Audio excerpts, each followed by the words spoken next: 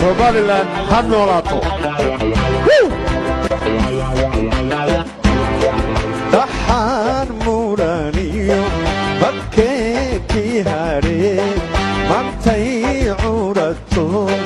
Somaliland dhashee armaan loo hashee dhammaanteedee agowdocandhaadii golaha marisay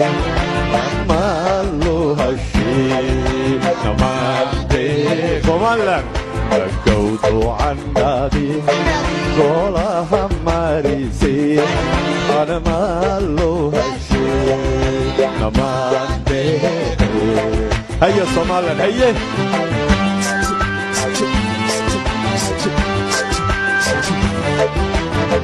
وقتا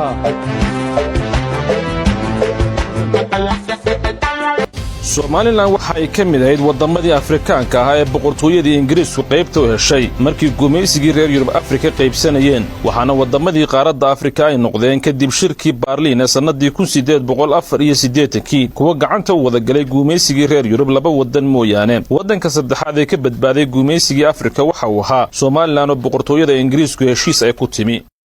waxaa la sheegaa kutub badan oo taariikh ah ku cad in markii ugu horeysay ee Ingiriisku uu soo caga dhigto dhulka Somaliland ay ahayd sanadkii 1827 waqtigaas oo Ingiriisku heshiisyo aan rasmi ahayn uu la galay qaar ka mid ah beelaha Somaliland muddadaasi wixii ka dambeeyay xiriirka Ingiriisku uu la lahaa dadka Somaliland waxa uu noqday mid isa soo taraya iyadoo sanadii 1840 Ingiriisku heshiisyo kale oo isfaham ahaa uu la galay beelaha dega Somaliland wixii ka dambeeyay sanadii 1884 ayuu si rasmi ah Ingiriisku u bilaabay in uu soo dego Somaliland oo abuuro maxmiyadii Somaliland ee Ingiriiska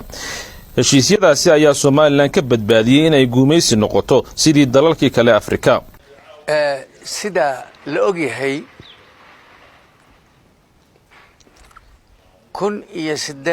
1880 ayaa Ingiriisku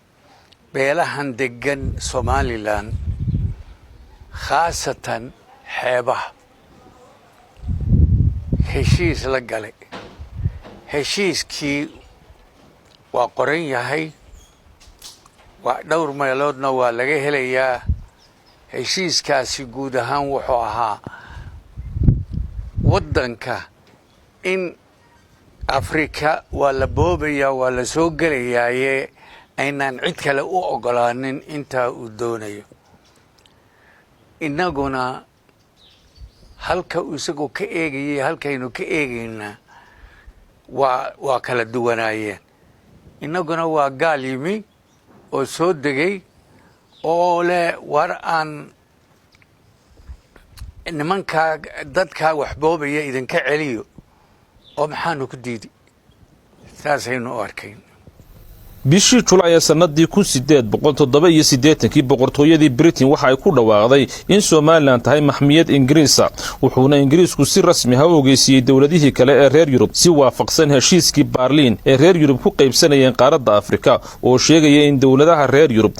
isla socodsiiyaan ulaka gacantooda soo gala si looga fogaado iska horimaad dhex mara reer Yurub Somaliland waxa ay gacanta maxmiyadda Ingiriiska ku jirtay muddo dhan 76 sano marka laga reebo muddo kooban oo ay gacanta Talyaaniga gashay xilligii dagaalkii labaad ee adduunka 1940 Ingiriiska iyo Talyaaniga dagaalamay marka Talyaanigu wuxuu haystay Soomaaliya iyo Ethiopia Somaliland uu ku darsaday marka Ingiriiska halkan joogay wuxuu u cararay Cadan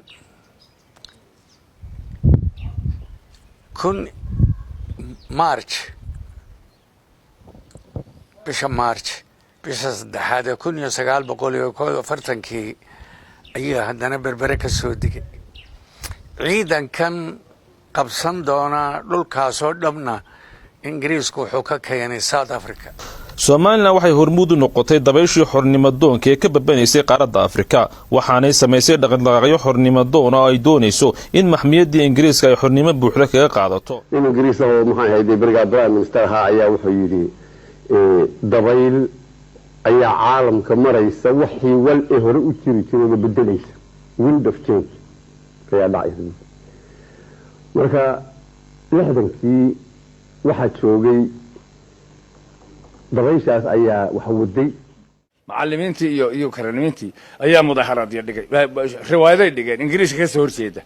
waata in badan in doora la qabto bond baa laga saxay inaanay waxa ku noqonin annagu iskuulada markaa ku jirnay kamaana qayb kali kareenoo dee dareenkaba iyagaa noo soo gudbin jireen dadka mutacalimiinta aad iyo aad u kiciyo shacbiga mideeyey marka dadka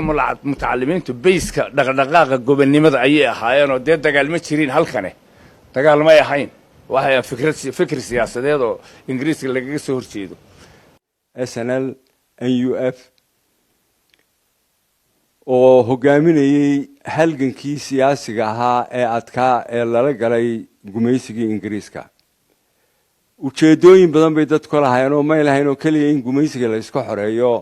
horumar aqoon caafimaad ujeedooyinkaasay lahaayeen 1960kii February markay ahayd ayaa doorasho dhacday wadanka oo dhan waxa la dooranayay raggii noqon lahaa wadanka taladiisa xisbigii SNL ayaa xoogga helay laakiin waxay isku xidhnaayeen xisbi USP laahdo oo labada dacal ah April markii ay ahayd 1960kii ayaa 4 wasiir bay ahaayeen oo 4tii wasiir ingiriiska tageen heshiis bay la soo galeen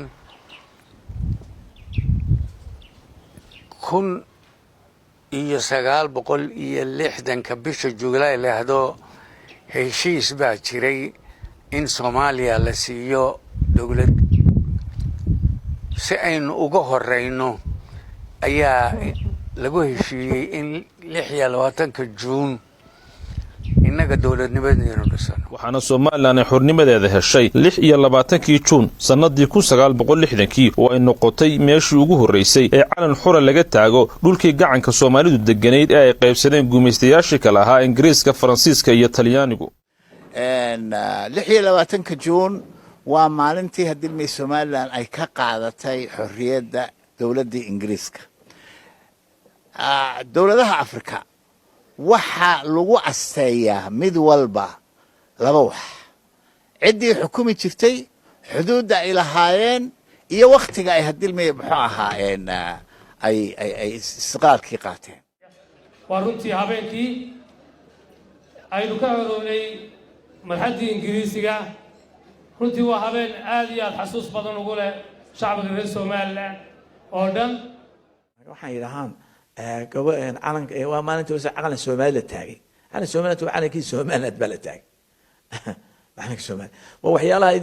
idiga horkacay taariikhda la baabaynay calan Soomaaliland ma taagay waa maalintii Soomaaliland xornimada qaatay Ingiriiska qaatay ya ayaa weey Soomaaliland waxay xornimadeeda heshay iyadoo qaran jiro oo leh ciidan lacag baasaboor xuduud iyo calanba Soomaaliland waxay heshiisyo xornimo oo rasmi ah kala saxdeen boqortooyadii Ingiriiska kuwaasi oo qaramada midoobay ilaa hadda yaala heshiiska dawladda Ingiriiska ay nala gashay qaramada midoobay baa laga diiwaan galiyay waa kaas isaguna heshiiskii qaramada midoobay laga diiwaan galiyay lambarkiisu waxa weeyaan 374 heshiisyadaasi waxay sameeyeen maabka Soomaaliland waa maabka ay Soomaaliland maanta aynu haysana heshiisyada uu ku dhisan yahay dalka Soomaaliland wuxuu ahaa protectorate shuruucda caalamiga ah iyo rekoorkana way ku qoran tahay inagoo inay Soomaaliland ahayd dal protectorate markii la soo gaaray 25kii bishii June boqorada dawladda Ingiriiska waxay ku dhawaaqday inay Soomaaliland tahay dawlad xor ah si public ah ayaa waxa loogu soo daabacay London Gazette waa Gazette-kii London وكاسة وحلو صوت تابع لندن كاسيت إن سومالي تهاي الدولة حرة وحكوا قرن محكمة دي اللي قد ديوانجلية أقصى السومالي لاني وحلو صوت تابع يو كلا مثل هذا بالتت كاسيت أو official أو أيضا london ka soo baxday oo macal maxkamaddii baa ku qoran somaliland markaa madax bannaanideeda laga diiwaan geliyey waxa kale oo ku soo baxday edinburgh gazette iyadoo markaa madax bannaanida somaliland ay ku qoran tahay iyo meeshii laga diiwaan geliyey maxay maxkamaddeedii saddexdaa halkaa markay ku soo baxday 16 June markii la soo gaaray waxa jiray heshiiskii London lagu galay 12 May waxa ku qornaa marka xornimada Soomaaliland ay qaadanayso through exchange of letters in waraaqo la isdhaafsanayo sida marka ay xorriyadu ku imanayso qodobka Afristanaad bay ku qornay waraaqihii la isdhaafsaday waa kuwan waraaqii ay Soomaaliland iyo dawladda Ingiriiska isdhaafsadeen waa kuwan waxa ka kooban 5 heshiis oo kii dhulka Soomaaliland markii lagu wareejiyay uu ku jiro dawladda Ingiriiska waxa la geeyay baarlamaanka Ingiriiska ayaa loo gudbiyay oo markaa isagu baarlamaanka Ingiriiska uu ansixiyay markaa waxa ku qoran heshiiska madax bannaanida Soomaaliland ee dawladda Ingiriiska Soomaaliland markii xornimadeeda ka qaadatay boqortooyadii maxmiyadda Ingiriiska waxa markiiba aqoonsaday in ka badan 30 dal kuwaasi oo ku soo hambaliyay madax bannaanida xornimadeeda dawladihii kale Afrika ayaa ku dhiiraday xornimada madax bannaanidooda iyagoo tusaale u soo qaadan jiray Soomaaliland sida ay ugu guuleysatay inay xor noqoto oo wax dhib ah aanay u keenaynin madax bannaanida ay heshay sida uu ku doodayay madaxweynihii Kenya xilligaasi Jomo Kenyatta Political policy I am an African nationalist wanting my people to have their own independence, just like any other country. And I don't think there is any reason why Kenya will not get her independence today. Look at Tanganyika, look at Somaliland, look at Sudan just next door. I don't think these territories are more advanced than Kenya. I do not think so. The only thing is that there are some stubborn people in Kenya who do not want African to get their freedom. I have dedicated my life to the service of my people. And no material gain or anything else which will make me move from that line. That is, I'll continue to fight for the freedom of my people as long as I live. siyaasiyiin fara badan oo Afrika iyo caalamka ayaa arrimaha Soomaaliland si weyn uga hadli jiray oo kamid ahaa siyaasigii Mareykanka ah ee Malcolm X oo u ololeyn jiray xornimada Afrika iyo dadka madow oo arrimaha Soomaaliland ku tilmaamay guul ku dayasho mudan. Nationalism is the wave of the present and the future. It is nationalism that's bringing freedom to oppressed people all over the world. It was nationalism that brought freedom to the Algerians. It was nationalism that brought freedom to the Nigerians and to the Ghanaians. It was nationalism that brought freedom to the people of Uganda and Tanganyika and Sudan and Somaliland. The Africans didn't get it by sitting in. They didn't get it by waiting in. They didn't get it by singing "We Shall Overcome." They got it through nationalism. Soomaaliland muddo 5 maalmood oo ay xor ahayd waxa ay xornimadeeda u sidqaysay sida ay Soomaalida kalena xor u noqon lahaayeen arinta israaca labadii gobol ee Soomaaliyeed ee ay kala guumaysanayeen labadii guumaystay Ingiriiska iyo Talyaanigu waxa uu ahaa israac degdeg ah oo aan aad looga baaraan degin isla markaasina aan loo dhigin siyaas adag oo uu ku taagnaado waxa uu ahaa israac ku dhisan qiiro Soomaali jacayl iyo baadigoob dawlad Soomaaliyeed oo ka kooban 5 Soomaaliyeed nasiib darro qiirada iyo Soomaali jacaylkaasi waxa uu ahaa mid ku kooban dadka reer Somaliland oo xornimadoodii iyo dawladoodiiba u dhiibay bilaa shuruud shaqooyinuu oo shacbiga Somaliland waa shacbi caan ku ah kacdoonka hufan oo nadiif ah oo dhexdeena aan ahayn iyo dagaale dawladnimo raadiska lagu bixiyay sida hawsha yar oo lagu dhiibay ilaa markaas ka laba bixinay dawladayna lagu marayay waxay noqotay qasab misana waqtiyadii dambe la xisaabtamay wax la yiri awalaaleeda sanu lugu haduuba ku qaato walaalka dhigto oo gacanta ku qabsado oo dhaxdi wada gashaan ina lafdhabarta ka jabiso oo markii uu sida hore u kacba aad dib u tukhuntuqiso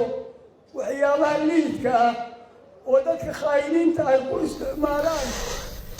kowdii July sanadii 1960 ma jiro wax midow ah oo dhex maray Soomaaliland iyo Soomaaliya waxa dhacay israac qiiro dhinac kaliya ku dhisnaa oo kaliya haddii la midoobayo oo laba dal midoobayaan dabcan waa in uu jiraa heshiis dhammaystiran oo qeexaya waxa lagu heshiiyey sida awoodda siyaasiga ah iyo khayraadkaba loo qaybsanayo hase yeeshee heshiis noocaasi muu dhicin siyaasiya markii aad arrin siyaasiya markaad doonto inaad fuliso cadifad iyo sidaasaan doonaya kuma fuli karo waa in loo dhigaa takhdiid bilaan loo dhigaa walaa sidee buu ku iman karaa ra'yigii annagu markaa 60kii iyadoo aan wax takhdiid oo badan oo la dhigay aanu jirin dadkii aanu xagga ugu tagnayna kulligii aanu sidii annagu bil ijmaacan uga wada raalli ahayn israac ama ugu wada haraadanayn aan loogu wada haraadanayn ayaa la israacay bilowgii waa laaxan ka galay bilowgii ayaa laaxan ka galay oo labadii actadi unionadii aanu anagu ka fulinay hargeysa xamar lagana fulinay mid gooni ayaa laga fuliyey marka dadka looyaradii waxay yidhaahaan juridically yani sharciyan marka loo eego laba dalba ismay raacin sharci israac sharcihi ma dhicin waayo wax la wada baaskareeyo qaynuun qura oo dalka isku mid ah isku xidhay in la baaskareeyo ilaa iminkana ma jiro heshiis qaramada midoobay yaala oo Soomaaliland ay xuquuqdeedii qarannimo iyo dhulkeedii ay ku wareejisay cid kale mar haddaanay taasi jirin automatically waxa tahay sovereign state israacaasi warbaahinta caalamka ayaa si weyn uga hadashay iyagoo Soomaaliland ku dhaliilay tallaabada ay qaaday iyagoo qaarkoodna ku tilmaamay dalkii xornimadiisa sanado badan raadinayay markii uu helayna maalmo yar gudahood lumiyay wargeys la yiraahdo Daily Telegraph oo Ingiriiska ka soo baxa ayaa wuxuu qoray dalkii gobonnimada helay ee la siiyay ee haddana tuuray ayuu inagu sheegay oo uu leeyahay isagu dee gobonnimadoodii ma haysanin inaguna ka eegaynay ay ahayd Soomaali hal la isu keeno oo horkaca oo idinku tiina ka horreysiiya ilaahayna waa inaga abaalmarin doonaa